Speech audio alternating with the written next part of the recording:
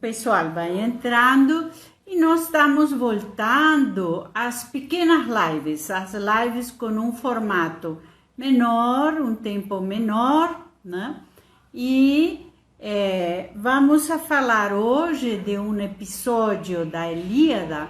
Eu vou esperar um pouquinho todo mundo ir entrando, né?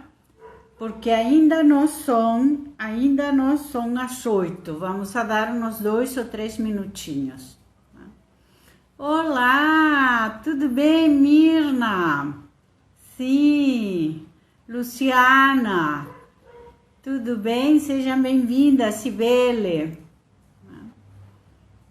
Então, eu estava explicando que nós fizemos o primeiro formato grande, com lives grandes, falando de cada deusa, né, do perfil e das características de cada deusa, que vocês encontram aqui no Instagram, também no nosso canal do YouTube, e que agora nós estamos fazendo episódios menores, episódios que falem um pouco do anecdotário de histórias que as deusas protagonizaram com outras figuras do Olimpo, do espaço olímpico, né?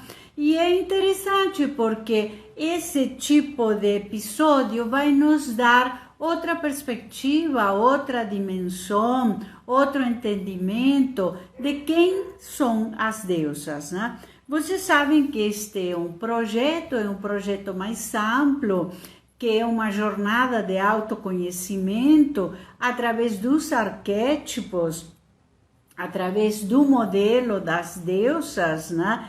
Como uma forma de entender, de saber quem nós somos, de saber como nos conduzimos, o que é fácil ou difícil para nós na vida, né? Então é um projeto essencialmente de entendimento da minha subjetividade, quem eu sou como sujeito, né? Como eu me desempenho e como lido com a vida, com o cotidiano. Olá, Luciana Vieira, olá. Camila, eu tô te vendo. Olá, boa noite, Camila. Então, as pessoas vão entrando e eu tô aproveitando estes minutinhos, este tempinho que as pessoas vão entrando, um pouco para falar do projeto como um todo, né? Então, nós já temos feito uma oficina, né? Fizemos uma oficina pelo Zoom, né? Onde nós trabalhamos as questões, as deusas, quem foram as deusas da minha família, quem são as deusas da minha família, quem predominava no perfil da minha mãe ou da minha avó, quem eram minhas tias, né? E então, nessa oficina, nós pedimos para os participantes trazerem fotos de quando elas eram crianças, né? Para ir identificando esse panteão de deusas que está perto de nós, né?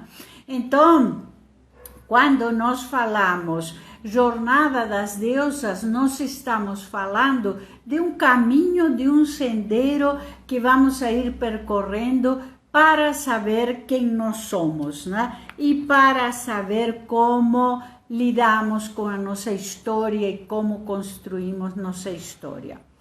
Bem, estou esperando, estou dando um tempinho aqui, porque tem muita gente que está entrando, para as pessoas que vão entrando, e estou explicando também que esse curso, a Jornada das Deusas, está na plataforma Hotmart, onde vocês podem adquirir o curso, e ali na plataforma nós falamos de cada deusa, de que é a mitologia, de que é um símbolo, de que é um arquétipo, e aí nós fazemos exercícios, perguntas, desenhos para colorir. Ali também tem o teste para saber qual é a deusa que predomina na sua personalidade. Hoje eu acho que nós vamos a ter pessoas novas, né? Já estamos tendo pessoas novas, né, no nosso curso, e então no final eu vou voltar a falar um pouquinho, né, de todo esse curso e a proposta que nós temos e a proposta que nós fazemos. Bem, o nosso episódio de hoje se chama A Rebelião dos Deuses e vocês podem perguntar por que tem esse nome ou por que nós escolhemos esse nome. Bem, é um breve episódio que está no canto 1 da Ilíada, contado por Homero. Nesse episódio, os deuses vão se rebelar frente ao autoritarismo, à prepotência, os excessos de Zeus. Bem, isso não é assim tão simples, né? E isso, obviamente, como vocês compreenderão, não vai dar certo, não vai ser bem sucedida, né? E os deuses vão ser castigados, né? Então, é um episódio muito interessante, porque vai nos falar de quais foram os deuses que se rebelaram contra Zeus, o que aconteceu no Olimpo e quem vai salvar os Zeus, porque Zeus estava preso, né, com 100 nós, né, e alguém vai salvá-lo, evidentemente. Então, neste episódio, nós também vamos a saber quem foi que salvou Zeus, quem resgatou Zeus dessa situação, né? Os deuses estavam decididos a repensar a autoridade do Olimpo. Os deuses estavam decididos, né, de alguma maneira, digamos, a procurar outro governo para o Olimpo, né? Bem, eu tenho que dizer que as coisas não deram certas e que há gente que vai ser muito duramente castigada nessa história toda, nesse episódio. Então, vamos a começar, né? Esta rebelião vai ser uma rebelião essencialmente articulada, pensada e programada por Hera, né? Na Ilíada, Homero diz que todos os deuses participaram, menos Hestia, né? Vocês sabem, Hestia era a deusa do lar, a chama do lar. Para alguns mitólogos, Hestia não tinha forma física, ela era só um fogo, né? Então, só Hestia que não vai participar, né? Os outros deuses vão participar. Bem, eu tenho algumas dúvidas em saber se Atena participou da rebelião contra o pai. Mas, em todo caso, né, Homero vai falar que todos os deuses participaram nesta rebelião contra Zeus. Bem, então nós vamos a falar dos protagonistas deste episódio. É interessante porque é um episódio curto e ele não vai ser mais nomeado na Ilíada. Vocês sabem que a Ilíada são poemas épicos, né, que tratam da guerra de Troia, né? Bem, então, quem são os protagonistas desta cena? Em primeiro lugar, Hera, né? Quem era Hera? Hera vai ser a última esposa de Zeus, né? Era uma mulher muito bonita, voluntariosa, decidida, com um caráter muito forte, muito presente, né? Era uma figura muito interessante, né? E Hera vai ser a última esposa de Zeus, vai ser a primeira dama do Olimpo e que vai brigar constantemente em relação às infidelidades de Zeus, né? Hera quer dizer senhora, solene senhora, né? E era uma figura que forma parte do que nós vamos a chamar as deusas vulneráveis. Por que as deusas vulneráveis? Porque eram deusas que sofriam muito com os desencontros afetivos e emocionais. Então, Hera vai ser uma deusa vulnerável. Hera vai estar sempre com símbolos de poder, né? O cetro, a coroa, o animal de Hera, é o pavão, né? E eu quero mostrar para vocês uma imagem muito interessante de Hera, as poucas imagens onde ela tem um escorpião na mão, né? Aqui eu tenho a imagem de Hera, vocês veem uma mulher muito bonita, ela está aqui com a coroa, né? Aqui está o pavão, né? Que era o símbolo de Hera, era o animal que acompanhava, e aqui, né, na mão, ela tem um escorpião, né? E o escorpião vai ser um simbolismo que para muitos mitólogos tem a ver com o ciúme de Hera, né? O ciúme e os episódios de raiva e de rebeldia que Hera tinha em relação às infidelidades de Zeus.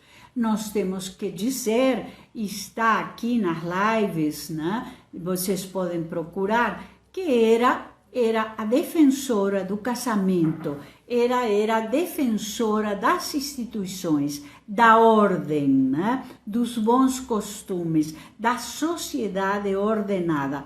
É muito importante dizer que nesse momento Grécia dava profundo valor às instituições e especialmente ao casamento, como uma maneira de manter a ordem na sociedade. Então, os gregos escolheram Hera para a defesa do casamento. Não poderia ser Afrodite, né? Que vivia amores assim intensos, exorbitantes, né? E que não estava preocupada com as instituições, né? Não poderia ser Atena, né? Que era a virgem, deusa da justiça, da guerra, e que não queria vínculos, né? Tinha solicitado a Zeus para permanecer virgem, né? Então, vai ser Hera, que o nome quer dizer senhora real, senhora solene, né? E Hera é uma figura do Olimpo elegante, imponente, sóbria, né? Então, que já tinha templos, para muitos, Hera está na mitologia antes de Zeus e vai simbolizar os povos conquistados pelos invasores. Não há que esquecer que Zeus vai simbolizar o poder dos invasores, as civilizações patriarcais, né? E dominando, né, as regiões do Mediterrâneo, Grécia, Tessália, enfim, todas essas regiões, dominando, eram civilizações pacíficas, eram civilizações pacatas que vão a ser dominadas pelo invasor.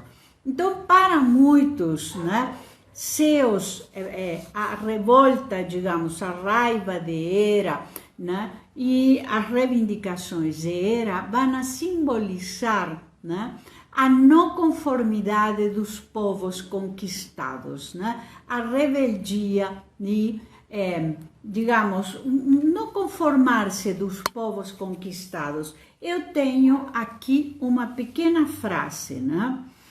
No Olimpo, Hera aparece apenas como uma esposa ciumenta e briguenta. Na realidade, porém, ela reflete a turbulenta princesa nativa, coagida, subjugada por um conquistador estrangeiro. Vocês sabem que para muitos Zeus era um nórdico, né? Tinha a ver com os nórdicos, né? Então, Hera vai ser o protagonista fundamental dessa rebelião. Quem vai ser outro protagonista? Zeus, né? Quem era Zeus? O senhor do Olimpo, quem instaurou, né, a família olímpica. Zeus era filho, né, de Gaia e Urano, né? Aliás, de Gaia e Cronos, desculpa, de Rhea e Cronos, né? E Zeus vai libertar os irmãos. Cronos engolia os filhos, né? Porque o oráculo tinha dito a Cronos que seria destronado por um dos filhos e Cronos vai engolir os filhos, né? Zeus vai dar uma porção ao pai, né? Rhea consegue salvar a Zeus, né? Zeus vai ser criado fora do Olimpo, né? Pelas ninfas e vai ser salvo. E quando é adulto, ele vai dar para o pai, né? Uma porção para o pai Cronos e Cronos vai vomitar todos os filhos. Dessa maneira, Zeus vai salvar os filhos e vai instaurar toda a tradição olímpica e a região, né, de deuses olímpicos, que é o panteão de deuses olímpicos, que é o que nós trabalhamos, né? Bem, Zeus era um homem determinado, imponente, né? Seu símbolo era o raio e o trovão, né? Zeus tinha uma águia, o animal de Zeus era uma águia, né? E ele era o senhor do Olimpo, né? Eu trouxe aqui uma imagem de Zeus para vocês verem, né? Aqui estão os raios, né? Zeus tinha raios, né? Era um homem de média idade, né? Vocês veem aqui a imagem de Zeus, ele era um homem de média idade, ele provocava tormentas e tempestades, né? Ele está com as nuvens ali, né? E ele vai reinar no Olimpo. E Zeus, vocês sabem, faz uma divisão dos espaços olímpicos, né? E então ele determina o mar para Poseidon, ou Poseidon, ele vai ser o irmão dos Zeus e o rei do mar, né? O mundo subterrâneo, o mundo dos mortos para Hades, né? Hades vai ser o senhor do mundo dos mortos, né? E ele fica com os Zeus, com as alturas, né? Com o tempo, Zeus também vai dominar a terra, né? Bem, o que vai acontecer é que no momento que Zeus estava dormindo, os deuses se juntam sob o comando e a organização de Hera e amarram Zeus com mais de 100 nós, né? Com uma corrente muito difícil de liberar, de soltar, tiram de Zeus os raios, né? E Zeus fica, de alguma maneira, imóvel e indefeso, né? É importante dizer que tudo isto aconteceu no silêncio, que teve a participação de todos os deuses, mas fundamentalmente de Poseidon e de Apolo. Por que Poseidon? Porque Poseidon não se conformava muito e brigava com o irmão Zeus, né? Poseidon não ficou muito confortável em ser o deus do mar, né? E teve sempre uma mágoa, um ressentimento em relação a Zeus. Apolo é filho de Zeus, com a ninfa Leto. Apolo é o irmão de Artemis, né? E Artemis foi seduzida por Zeus, né? E ficou grávida de Apolo e Artemis. Eu quero dizer aqui também que Zeus era um homem que seduzia, né? Deusas e mortais, né? E por isso Hera ficava tão enfurecida. Bem, Zeus considerava que isso fazia parte de seu trabalho civilizatório, de seu trabalho de povoar o Olimpo, né? Então, ele não considerava que isso era uma infidelidade a Hera, de nenhuma maneira, né?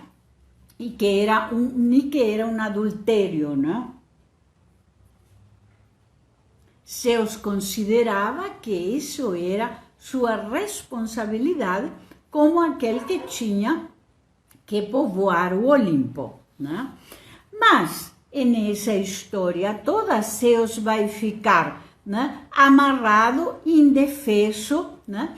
Ele ameaça que vai matar a todos, que vai fulminar a todos, mas ele está imóvel e os deuses começam a discutir quem vai substituí-lo, quem poderia substituí-lo. É claro que nem se pensa em uma deusa mulher, porque nós temos que lembrar que o Olimpo é uma estrutura essencialmente patriarcal, né? Que quer dizer patriarcal? Uma estrutura de poder que se caracteriza pelo poder em relação um homem em relação ao outro, em relação ao domínio da natureza e em relação ao domínio do corpo da mulher. Digamos que grosseiramente nós podemos falar da patriarcalidade nesses termos.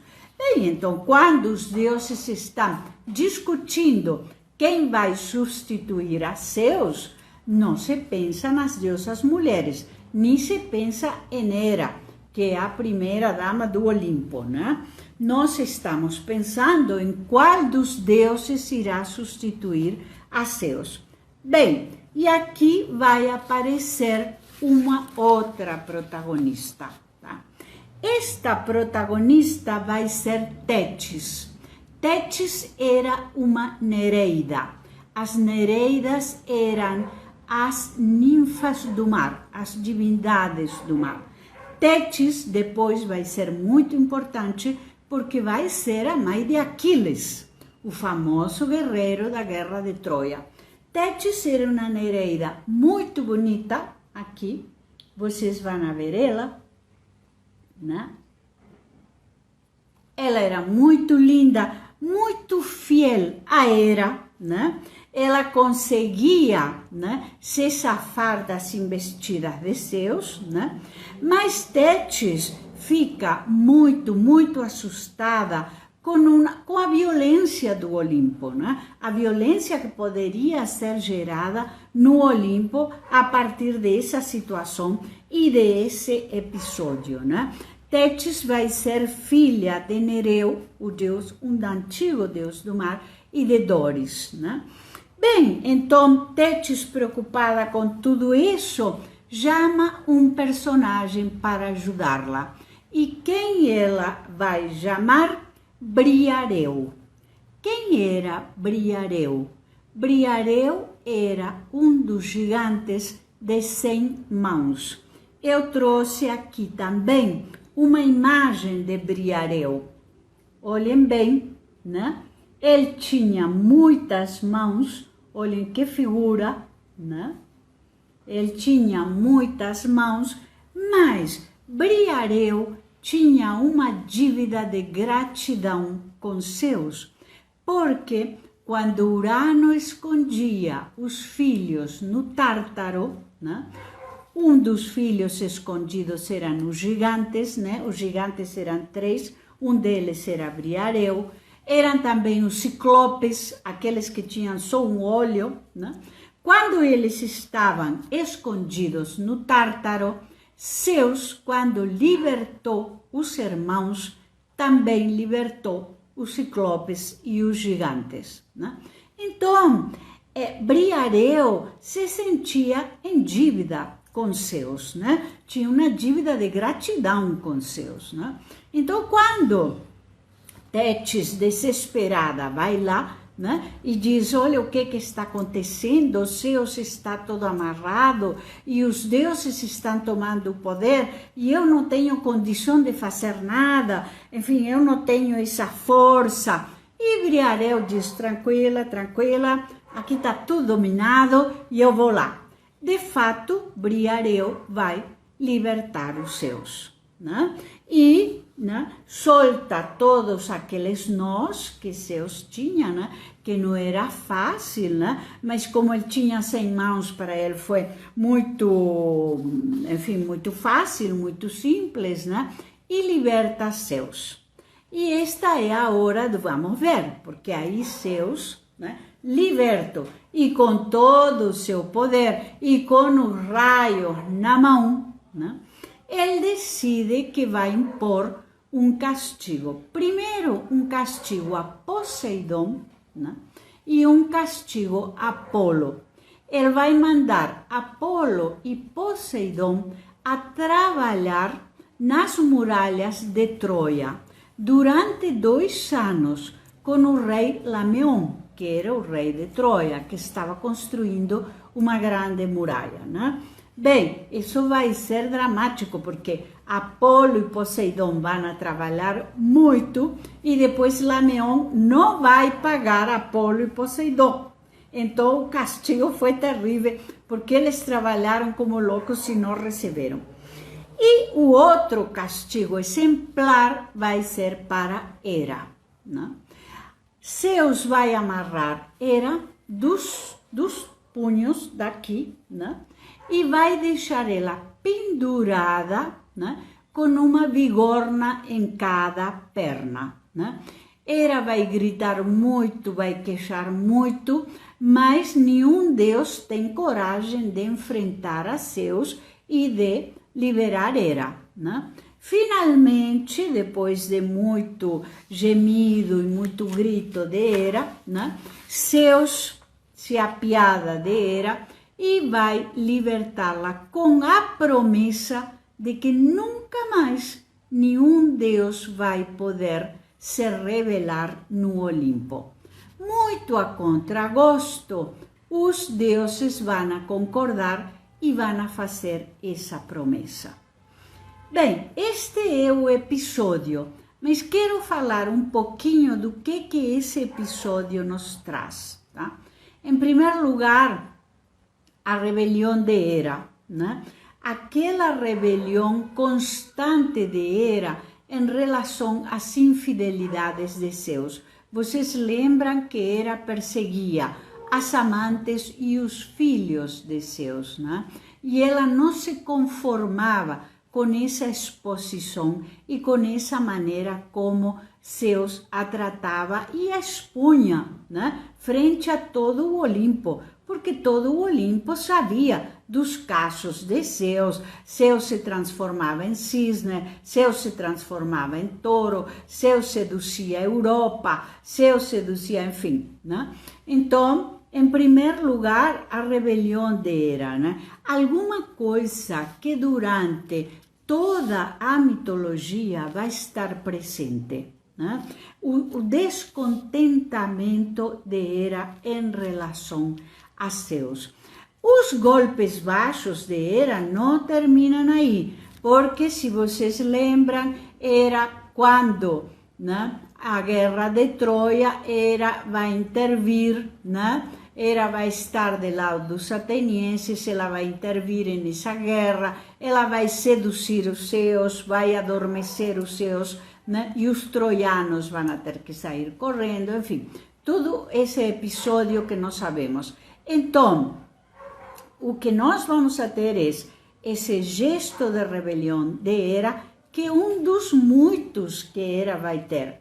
Nós vamos a ter o gesto de rebelião de Poseidon, que se torna um fato, que se torna um episódio factual, né? Porque esse descontentamento de Poseidon em relação ao irmão, que não era o mais velho, aliás, se vocês pensam, Zeus era o irmão mais jovem, Zeus era o caçula, mas foi o que Cronos não conseguiu engolir, né? E então ele vai conseguir resgatar os irmãos. E Poseidon era dos homens o mais velho, né?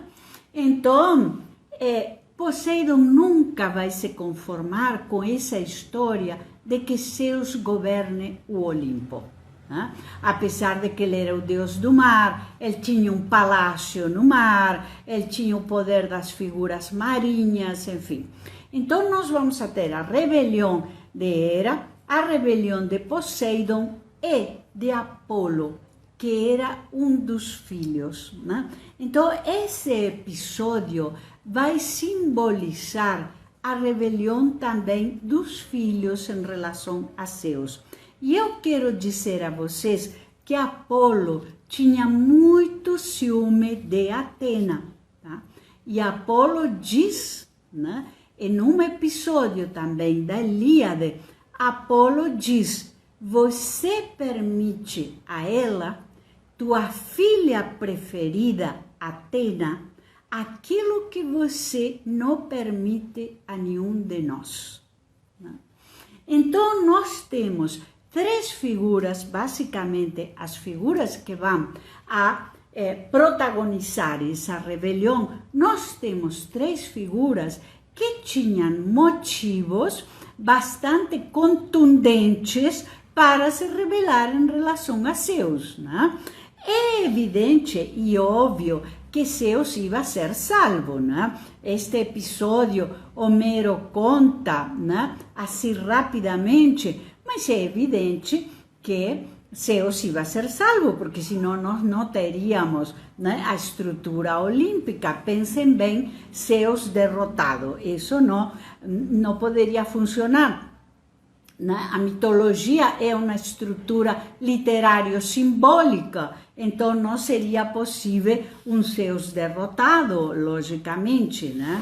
E também é interessante que vocês saibam que a Tétis que salva os Zeus e que vai ser a mãe de Aquiles, né? Há um outro episódio onde o próprio Aquiles diz: você salvou Zeus.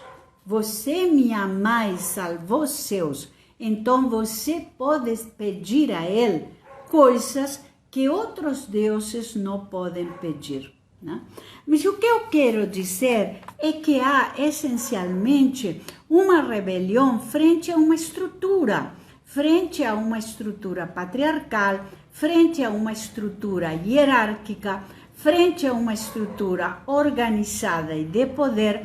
E nós não podemos esquecer também que a segunda, protagonistas do Olimpo, todos chamam a Zeus de pai. E todos se consideram filhos de Zeus. Então, Atena, Perséfone, Artemi, Apolo, Dionísio, Hermes, né? Toda essa segunda linhagem dos olímpicos, né? Eles vão tratar a Zeus como pai e chamam ele de pai, né? Quando Hermes rouba o gado do irmão mais velho, Apolo vai lá e fala: eu vou queixar com meu pai. Ele diz isso claramente, né? Homero conta isso, né? Então, nós temos um episódio de rebelião. Como nós estamos falando do perfil das deusas, eu quero que a gente se fixe um pouco na forma como a Hera vai reagir, né? Porque Hera suporta a tortura, né? Ela não pede perdão a Zeus, ela suporta ser torturada durante várias horas, né? Zeus vai ter ela pendurada, né? Com as vigornas em cada pé. Quer dizer, ela está vivendo uma situação de muita dor, de muito desconforto, mas ela não pede perdão. Ela queixa, mas ela não pede perdão. Ela só vai prometer, né, quando o Zeus diz: eu vou te libertar se você prometer que nunca mais vai acontecer. E Homero diz que Hera prometeu com muita má vontade, né? Então, o que eu quero fixar aqui é esse espírito combativo de Hera, né? Essa vitalidade, porque Hera era uma deusa de muita vitalidade, de muito protagonismo no Olimpo. Ela sabia de tudo, né? Ela dava notícia de tudo, muito perspicaz, né? Ela sentia quando Zeus estava sendo infiel, ela percebia as escapadas de Zeus, né? Então, era uma deusa muito antenada, muito ligada, muito bonita. E eu já disse aqui em uma das nossas lives que eu tenho um convencimento pleno que a estrutura do Olimpo, ela é possível a partir desse protagonismo todo de Hera, né? Então, é Hera quem segura o casamento olímpico, é Hera quem segura essa estrutura familiar. O Olimpo é uma grande família, né? Com diversos filhos, dos diversos casos de Zeus, né? Mas uma coisa também interessante e importante que eu quero relatar aqui, né? Zeus, com esse autoritarismo todo e com essas infidelidades todas, ele não abandonava os filhos. Isso é uma coisa muito interessante. Vários mitólogos vão a mencionar isso como um traço muito especial de Zeus. Aliás, de vários deuses do Olimpo, né? Os deuses do Olimpo não abandonam os filhos, né? E Zeus vai proteger os filhos das perseguições de Hera, né? Hera vai perseguir os filhos que ele vai ter fora do casamento, né? Com as ninfas, com as mortais, né? E Zeus sempre, Hera sempre vai perseguir e Zeus sempre vai proteger.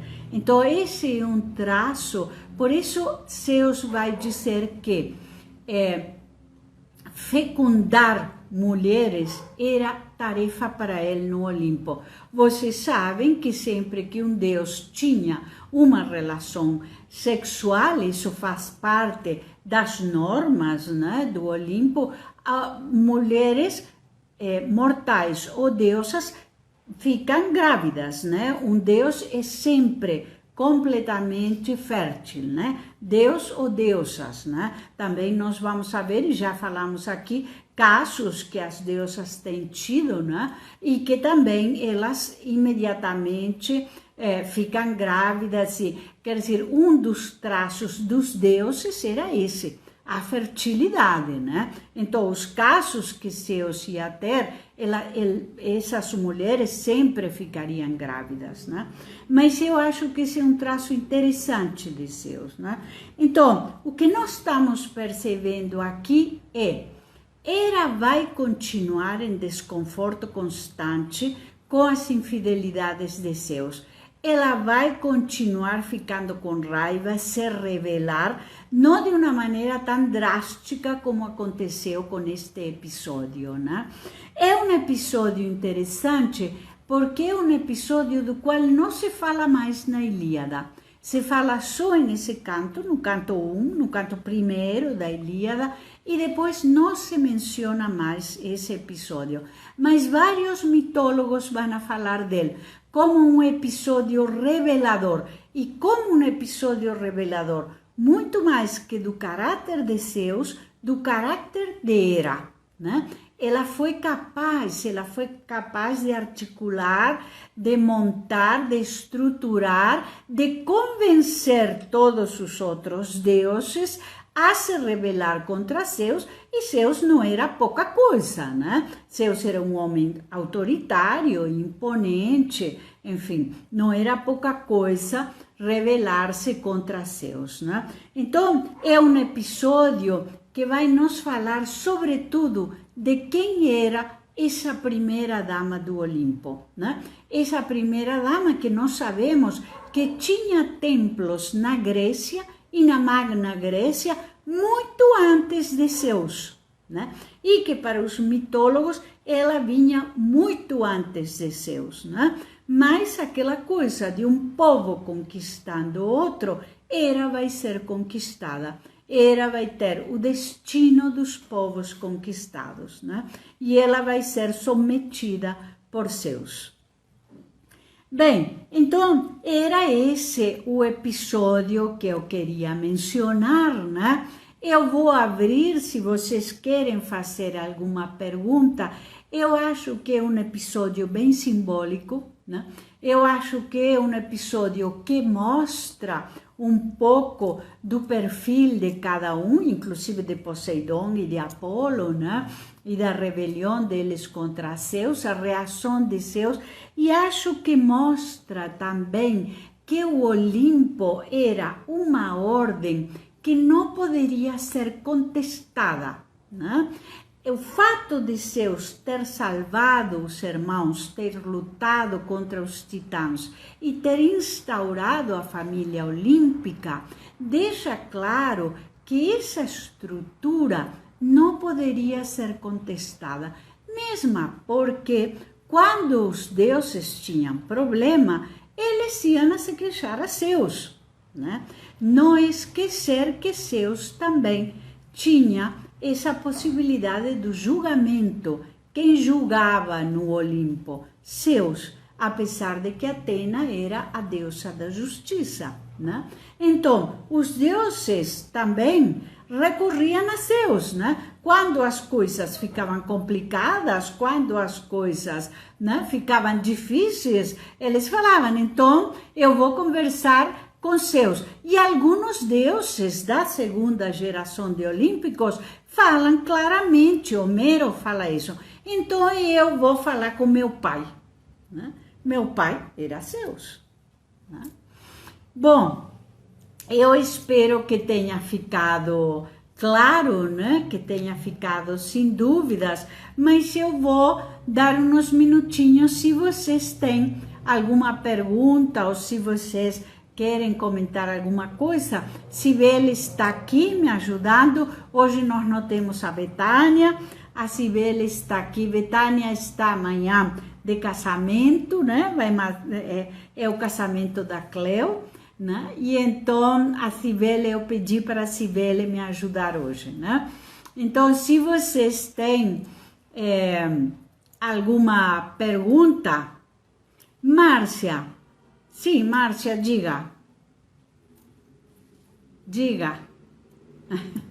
Então, se vocês querem perguntar alguma coisa, nós temos uns minutinhos. As nossas lives vão ser mais curtas, nós estamos em outro ciclo de lives, né? Nós temos aquelas grandes. Eu falei que ia esclarecer um pouco. No nosso Instagram, Jornada das Deusas, todas as lives ficam gravadas no IGTV e nós temos aquele primeiro ciclo que nós fizemos lives sobre cada deusa, né? Nós temos também um canal no YouTube onde essas lives também estão. E nós temos também, a Sibeli está colocando aqui, o endereço do curso na plataforma Hotmart, onde nós temos um curso, falamos de cada deusa, temos exercícios de oficina, explicamos o que era o panteão olímpico, explicamos o que é mitologia e tem aulas minhas gravadas, 6 aulas minhas gravadas, né? É um pacotinho, né, que pode ser muito útil e muito interessante para quem está trabalhando a questão da mulher, né? Vocês encontram tudo ali, né? E quem quer trabalhar o perfil das deusas também tem o teste para vocês saberem qual que é a deusa que predomina, né? Esse absolutismo de Zeus me incomoda profundamente. Ruth, olha, eu quero te dizer outras coisas. Procura por aqui uma live que eu fiz há um tempo atrás, está na nossa plataforma, sobre Zeus, né? Alguns mitólogos e, sobretudo, alguns psicólogos que trabalham a questão dos arquétipos, por exemplo, a professora Alvarenga vai falar do que Zeus foi adquirindo ao longo do tempo e como Zeus foi se transformando. Nós sabemos que Zeus foi adquirindo as virtudes das suas esposas, né? Ela engoliu Metis, era a do sábio conselho, a mãe de Atena, né? Ele foi adquirindo uma certa moderação, né?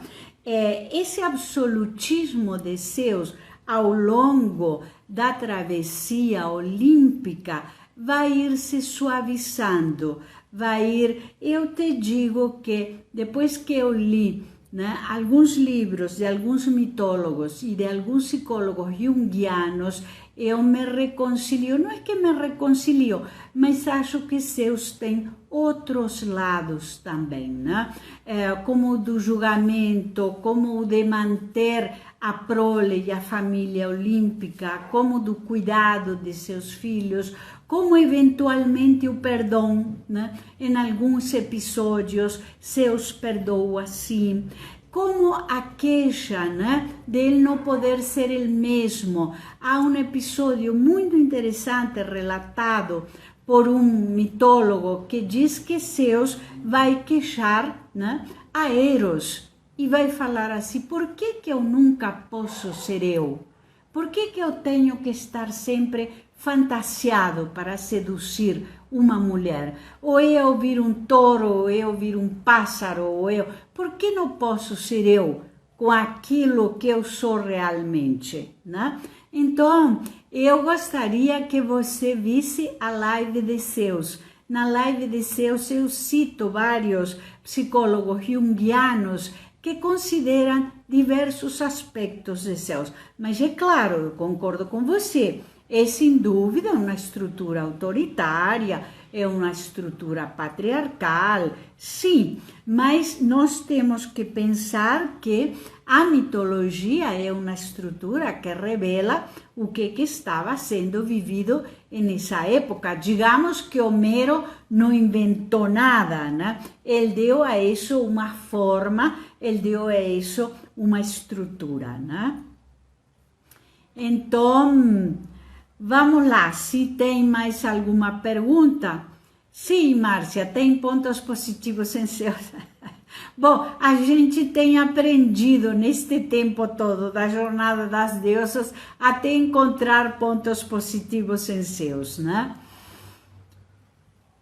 Sim, Ruth, procura por favor, essa live está ali na Jornada das Deusas e você vai gostar. É uma live onde eu falo de outros aspectos de Zeus, né?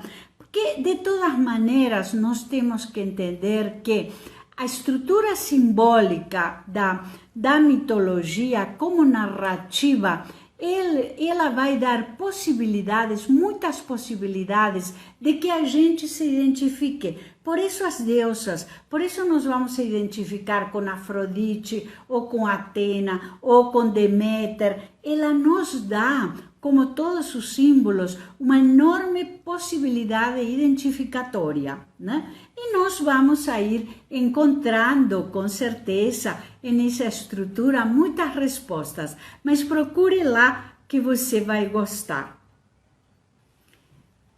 Bem, esta live vai ficar gravada, né? Se vocês não têm mais perguntas, nós vamos a ir fechando, né? Eu já falei que as lives estão aqui na nossa página, estão no YouTube e estão na plataforma Hotmart. E daqui eu vou sair uns dias, né? Daqui uns poucos dias, metade do mês de novembro, eu gostaria de fazer uma live que alguma de vocês tem me pedido. Nós vamos a falar de Deméter e Perséfone, aspectos de Deméter e Perséfone, mas eu gostaria de falar de Hades, né? Porque nessa relação Deméter e Perséfone há um terceiro protagonista que é Hades, né? E nós não temos falado de Hades, o Senhor do mundo dos mortos. Eu gostaria de fazer uma live falando de Hades. Vamos a ver lá pela metade do mês de novembro, às vezes a gente fala de Perséfone e introduz Hades, né, nessa relação. Bom, queridas todas, se nós não temos mais perguntas, nossas lives são menores agora, né? Eu agradeço muito, muito a presença de todas vocês, a ajuda da Cibele, né?